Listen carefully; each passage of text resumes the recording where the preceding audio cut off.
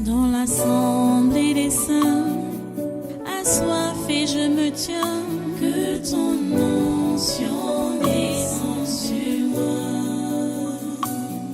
Conscient que mon destin est dans le creux de ta main, que ton onction descende sur moi. Je suis disposé, assoiffé, que ton onction descende sur moi. Je suis disposé, assoiffé, que ton onction descende sur moi.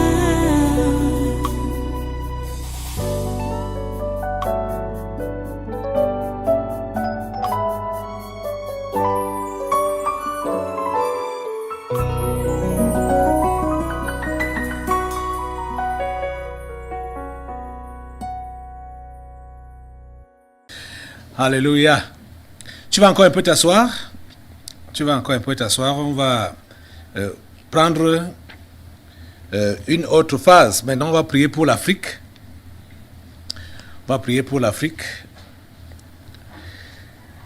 Oh Dieu, nous bénissons ton nom pour ce que tu fais.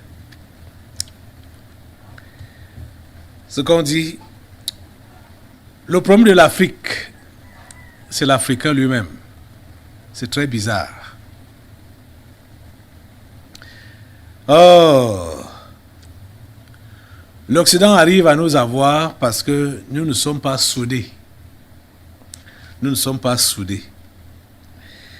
C'est très bizarre. En tout cas,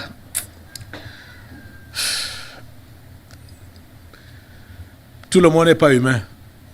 On comprend juste qu'il y a beaucoup d'anges déchus qui sont au milieu de nous, beaucoup de réincarnés, beaucoup de revenants. Parce que un humain normal ne peut pas faire du mal à son semblable. L'Afrique, le continent de toutes les promesses, est dans la souffrance. Et ces derniers temps,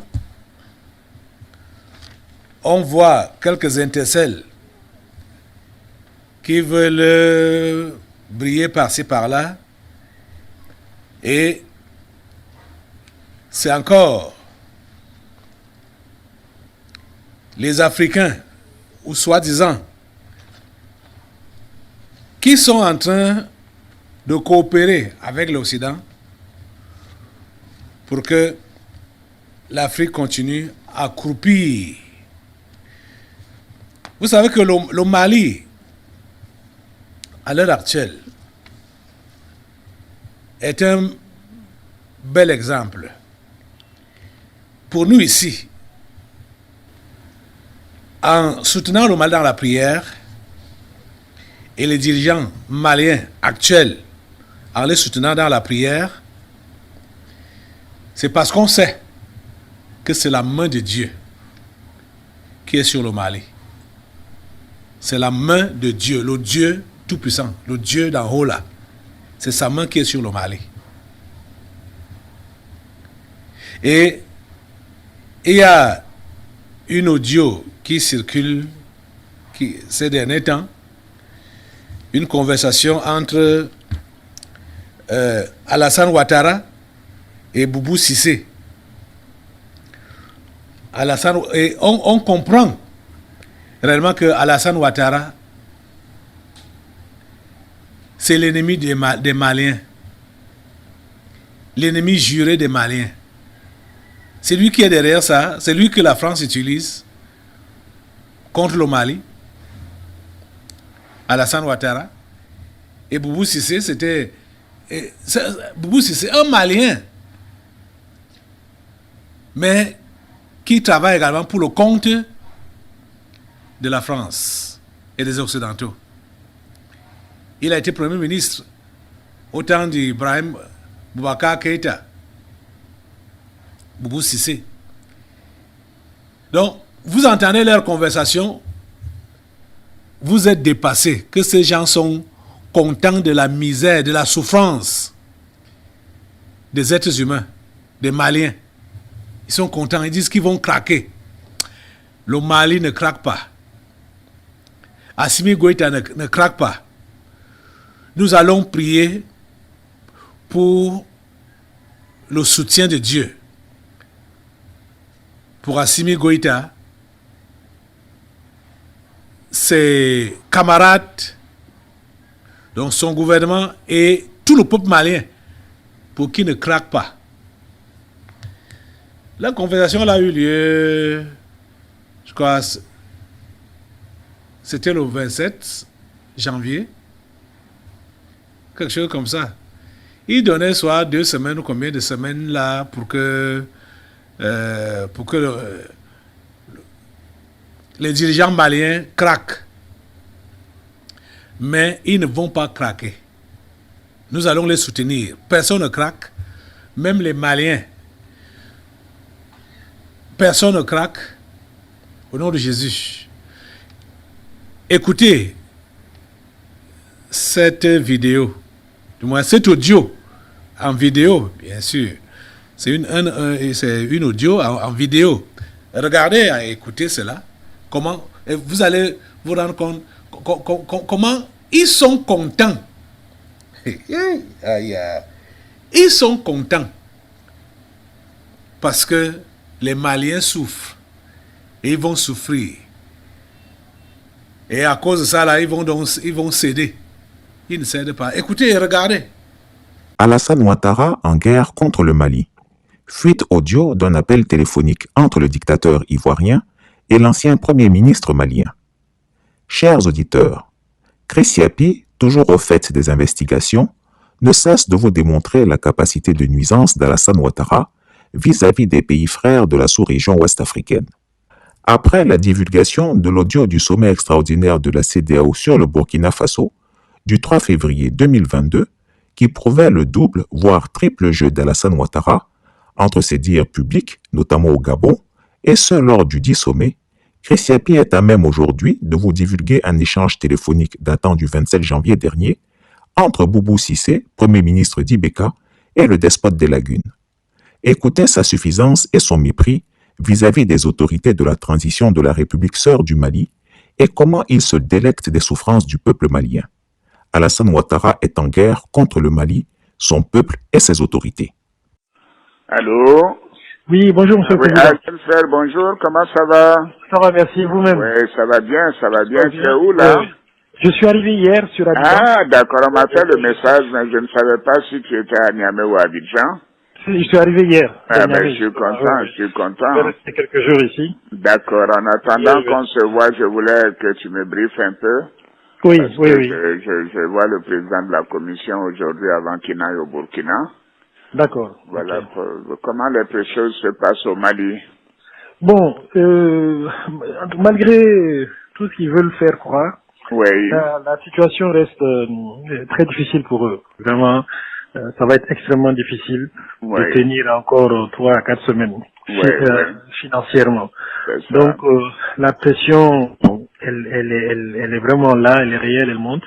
Économiquement, les prix ont flambé, y inclut les denrées alimentaires. C'est difficile aujourd'hui de se procurer du riz à un prix normal, du sucre. Tout ce qui est ciment aussi a été affecté. Même la main d'œuvre commence à se plaindre un peu parce que les gens ne travaillent pas beaucoup. Donc, je pense qu'ils ont beaucoup de pression, mais bon, ils essayent de gérer ça. Faire croire qu'il n'y a pas de problème. Voilà, c'est le contraire. Mais c'est vraiment, on voit qu'ils n'ont pas d'économistes parmi eux, quoi. Comment c'est ça. Ceux qui vont un pays qui a 30 à 40% de son budget financé par l'extérieur? Ils pourront payer les salaires 1 ou 2 mois, mais c'est tout. Après, ils pourront même plus payer les salaires. C'est pour ça, en février, ils pourront même pas 1000 milliards d'emprunts régional. Absolument. Donc, en 2021, mais ils n'auront pas ça. Comment ils vont faire? Ils n'ont plus accès à ça. Oui, absolument. Le ministre des Finances a fait sortir une lettre, il y a une dizaine de jours, où il menaçait carrément les banques commerciales, quoi. à souscrire au titre. Oui. Et puis il a insisté pour qu'ils souscrivent physiquement. Voilà, donc ils mettent un peu de pression sur les banques où l'actionnariat malien est le plus important, quoi. Sur la BMS. La Banque de solidarité et voilà, puis, exactement. Et puis la Banque de développement. Voilà. Bon, c'est terrible. C'est la seule. Je pense que maintenant Choguel a pu trouver un moyen de faire adhérer une bonne partie de la population à un combat que lui seul est en train de mener, quoi. Maintenant, c'est le combat contre la France, c'est le combat contre l'Occident. Donc, il y a un certain nombre de gens qui sont derrière eux pour ça. Mais qui commencent aujourd'hui à réaliser que économiquement, financièrement, ça ne va pas, ça ne peut pas aller. Mais ils sont idiots. La Russie est la 11e puissance économique aujourd'hui.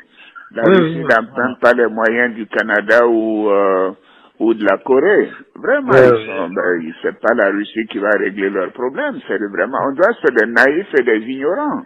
Ils sont très naïfs. Ils sont vraiment très, très naïfs. Et il n'y a pas de gens qui réfléchissent autour d'eux et puis sur ces aspects économiques-là. Mais la réalité vraiment est en train de les rattraper. Là, je pense qu'ils seront écrasés par ça d'ici 2 semaines maximum. Je comprends pas. On dirait qu'ils sont tombés sur la tête. Oui. Et puis c'est pas Choguel l'élément vraiment important. Hein. Ils le prennent plus au sérieux, mais c'est plutôt ils l'utilisent. Mais c'est surtout le ministre de la Défense et le ministre de l'Intérieur.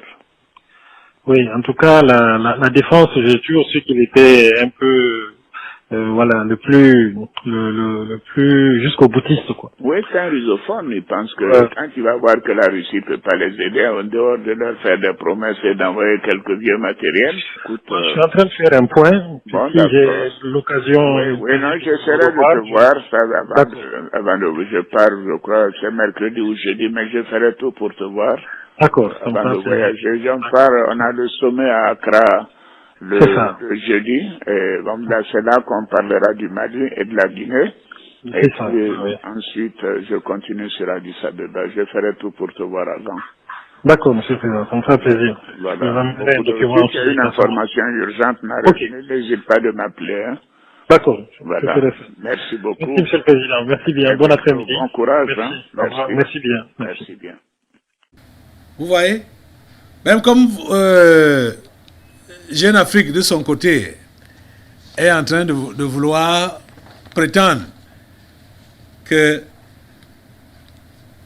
ne s'agit pas de la conversion entre Ouattara et Boubou Cissé. Parce que Jeune Afrique écrit ceci: une conversation téléphonique non authentifiée attribuée au président ivoirien et à l'ex-premier ministre malien agite la scène politique et judiciaire malienne. On y entend 2 hommes échanger sur la position intenable du gouvernement de Bamako. Ça, c'est les propos de Jeune Afrique. Même comme il y a des gens qui peuvent imiter les voix des uns et des autres, cette conversation qui a eu lieu là, cette voix que vous avez entendue là, c'est la voix d'Alassane Ouattara et de Boubou Cissé. Ce sont leurs voix. Et vous voyez comment ils sont contents de ce qui se passe au Mali. C'est pourquoi, sans tarder, tu vas d'abord te lever maintenant là. Tu vas d'abord te relever pour demander à Dieu de soutenir Assimi Goïta, donc le gouvernement malien actuel, et le peuple malien, de les soutenir dans cette épreuve qu'ils sont en train de traverser. Tout est illégal.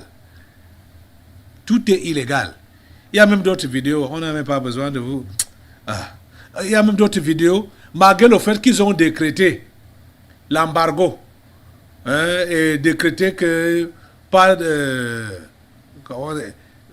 d'atterrissage d'avion, machin. Chaque jour, c'est eux-mêmes qui violent encore ça pour aller ravitailler leurs gens au désert, pour aller ravitailler leurs troupes les Français et les autres nations qui sont là-bas, qui ont investi le Mali. Vous voyez ça? Prions Dieu. Seigneur, s'il te plaît, soutiens le Mali. Soutiens Assimi Goïta et son gouvernement. Donne-leur de tenir le coup. Donne-leur de tenir ferme. Oh Seigneur, s'il te plaît. Ils prétendent qu'ils ne vont pas tenir, pensant que c'est par leur propre force, sans savoir que c'est toi-même qui es à l'origine de ce qui se passe au Mali. Seigneur, donne des forces surnaturelles aux Maliens. Donne des forces surnaturelles à Assimi Goïta et son gouvernement. Donne-leur des forces surnaturelles, donne-leur de tenir. Ils ont prétendu que c'est une position intenable, que le gouvernement de Bamako ne va pas tenir. Seigneur, donne-leur la grâce de tenir le coup. Au nom de Jésus, soutiens-les. Au nom de Jésus, soutiens-les. Au nom de Jésus, soutiens-les. Oh Dieu, Seigneur, soutiens-les. Au nom puissant de Jésus. Seigneur, ta parole nous fait comprendre que ce n'est pas par la force, ce n'est pas la puissance, mais c'est par ton esprit qu'on peut tout. S'il te plaît, Seigneur, que ton Esprit Saint plane sur le Mali pour fortifier tous les Maliens, depuis leurs dirigeants jusqu'au bas peuple. Seigneur, toi, le Dieu des miracles, fais le miracle pour le peuple malien. Qui veut quitter la servitude? Qui a décidé de quitter la servitude? Seigneur, donne-leur cette grâce de quitter cette servitude et de donner vraiment le coup d'envoi à tous les autres Africains. Oh Dieu, s'il te plaît, fais-le. Au nom puissant de Jésus. Merci Père, parce que tu nous écoutes. Au nom puissant de Jésus, nous avons prié. Amen. Dans l'assemblée des saints, assoiffé je me tiens, que ton onction descende sur moi. Conscient que mon destin est dans le creux de ta main, que ton onction descende sur moi. Je suis